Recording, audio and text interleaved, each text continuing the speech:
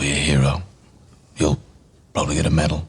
This is the most overlooked and easy way to sound more confident instantly. It's that magnetic quality that captivates us, an irresistible force that draws us in. Today's video is filled with examples and proven techniques to help you radiate that same captivating presence and charisma. But first, can you spot the difference in confidence in the following clip? I'm fine. Absolutely. I'm fine. Totally fine. Fascinating research shows that the right vocal frequency correlates with being perceived as more attractive and dominant, just like Harvey Specter. I don't take meetings, I set them. And my respect isn't demanded, it's earned.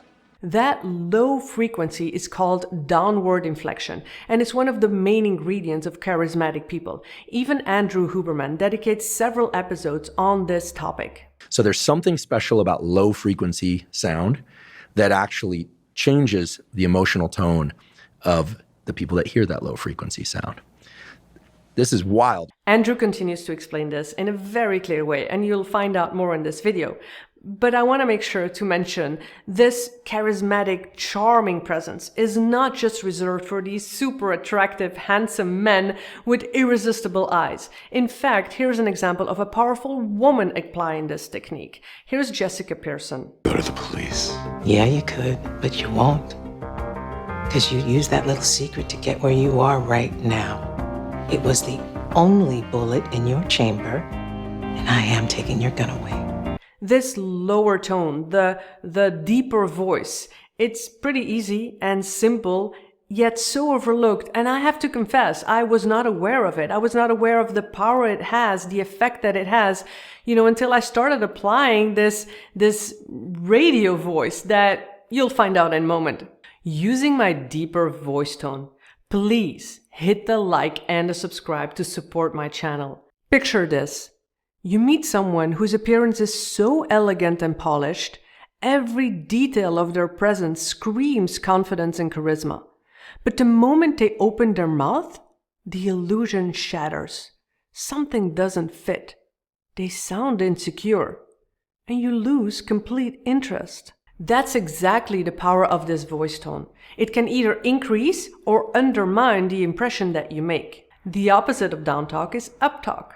It's when your voice tone goes up at the end of a sentence. It sounds more like a question. Here's a very clear example of a clip in Legally Blonde.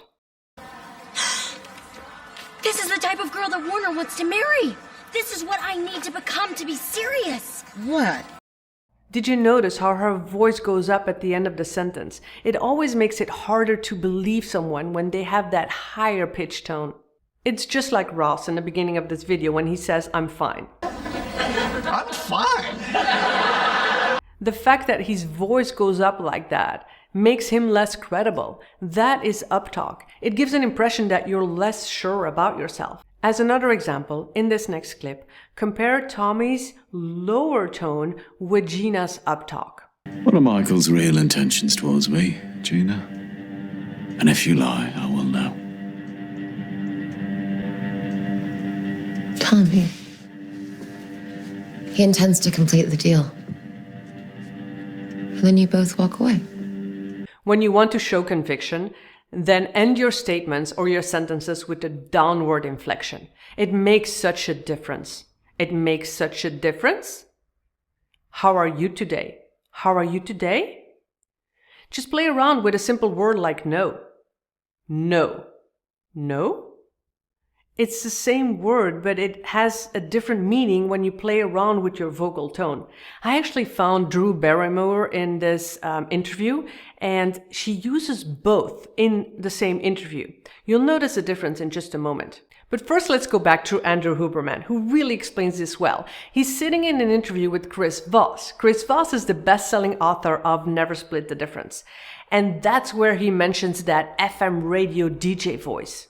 The auditory system has this property where, of course, there are neurons, nerve cells that respond to different frequencies of sound. Low frequency, deeper tones, and high frequency. Low frequency sounds of the sort that your voice is, that late night FM DJ voice, are responded to in the brain by neurons, no surprise there, but the frequency that those neurons fire is also low frequency. In other words, when you speak in your low voice, Right.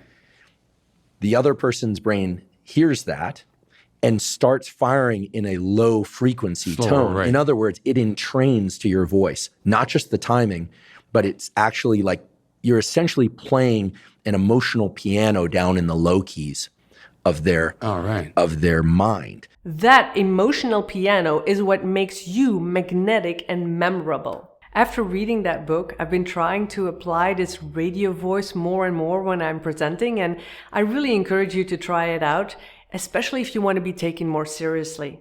More research confirms that charismatic speakers manipulate their vocal frequency. They also found that political leaders with lower voices were perceived as more dominant and attractive. And also, lowering the vocal pitch can help you convey not only dominance, but also sexiness. Now, let's look at Drew Barrymore's interview and how she uses both the downward and upward inflection. DM me, but I don't know how to DM.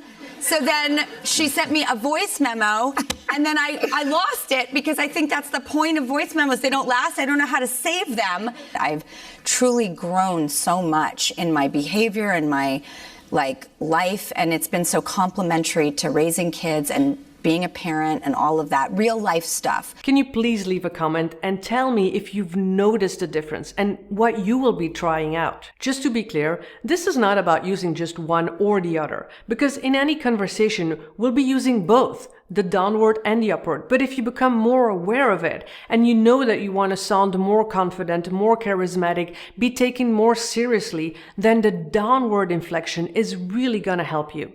But it's not just the voice of your tone. It's not just the pitch. It's also what you do with your gestures. Because some people, they can have this charismatic presence without even saying a word. And I explain this specifically in this next video. If you use the right gestures, the right look, the right frame, without even saying a word, you can captivate and engage the audience and have this charismatic, confident presence. So if you want to know more, just go and check out this video, and I'll see you there.